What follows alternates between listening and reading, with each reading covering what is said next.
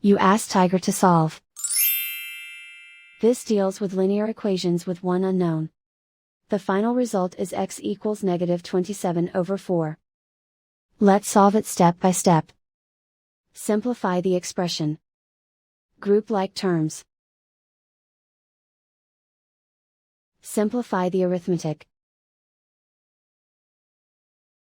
Group all constants on the right side of the equation.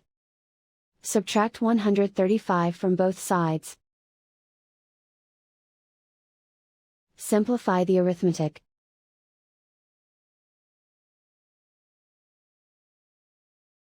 Isolate the x. Divide both sides by 20. Simplify the fraction. Find the greatest common factor of the numerator and denominator. Factor out and cancel the greatest common factor. And so the final result is x equals -27/4.